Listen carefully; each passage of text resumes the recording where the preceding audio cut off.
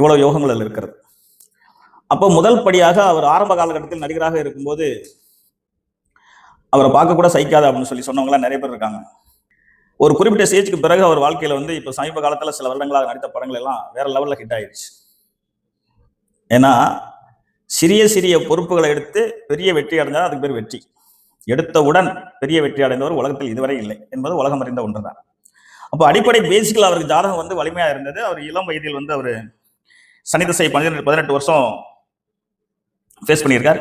அடுத்தது புதன் திசை 17 வருஷம், 35 வருஷம், அடுத்து கேது திசை. இதெல்லாம் சுமாரான திசைகள் தான். ஏன்னா புதன் திசையில் ஏன் அவரை வந்து லக்னாதிபதி திசையா இருந்து வெற்றி பெற முடியல அப்படின்னா அதுக்கு காரணம் வந்து 10ஆம் இடத்துக்கு 12ஆம் இடத்துல இருந்துட்டார். கேது பகவான் திசை என்பது 10ஆம் இடத்துக்கு 12ஆம் இடம் தான். ஆனாலும் 9ஆம் இடத்தில் பாக்கியஸ்தானாதிபதி பாக்கியஸ்தானத்திலே இருந்து ஆட்சியாக இருந்து திசை நடத்துறார். அம்சத்தில் வந்து சூரியன் காலில் நின்று திசை நடத்திருக்கார். சூரியன் அவருக்கு சாரம் கொடுத்தவர் 10ஆம் இடத்துல இருந்துட்டார். அதுதான் இவருக்கு சுக்கிர திசை பலமான திசையாக போய்கொண்டிருக்கிறது. அந்த அடிப்படையில் தான் இவர் வந்து சினிமா துறையில் ஒரு மிகப்பெரிய வெற்றியை அவர் இலக்கை அடைந்து விட்டார். மிகப்பெரிய இலக்கை அடைந்து விட்டார் என்பது உலகத்துக்கே தெரிந்ததுதான். அப்ப அந்த ஜாதகம் யோக ஜாதகம் தானே. அடுத்தது இந்த கடக ராசி அப்படின்னா அது உண்மையா பொய்யா, சரியா தப்பா அப்படின்னு ஒரு கணிதம். ஓடிப்போ போறவருக்கு 9ல குரு, அகப்பட்டவருக்கு அட்டமத்தில் சனி. அந்த காலத்தில் தேவாதி தேவர்கள், அடுத்து அரசர்கள், அடுத்து ஞானிகள், அடுத்து முனிவர்கள், அடுத்து அரசர்கள், அடுத்து சாதாரண பாமன் வரை. சனீஷ் பகவான் என்ன பண்ணுவார் அப்படின்னா அவருடைய காலகட்டம் 7 சனியோ அஷ்டம சனியோ நடக்கும்போது மனிதர்களை தவிர்த்து அப்பாற்பட்ட ஞானிகள் மகான்கள் தேவர்கள் எல்லாம் பார்த்தீங்கன்னா நாளிகை கணக்கில் தான் பாதிப்பார்.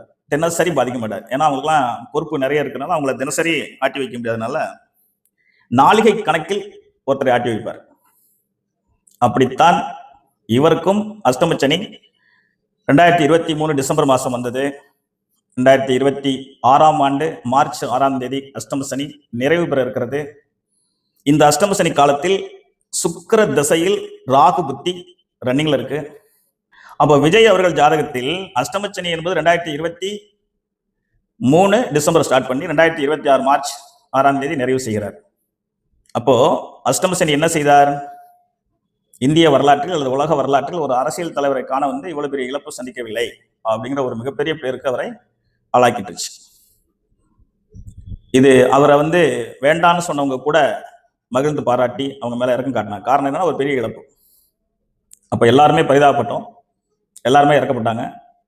நாமெல்லாம் இறக்கப்பட்டிருந்தாலும் பரிதாபப்பட்டிருந்தாலும் அந்த தனி நபருடைய மனம் எப்படி இருந்திருக்கும் அது அவரும் ஆண்டவன் தான் அறிந்திருக்க முடியும்.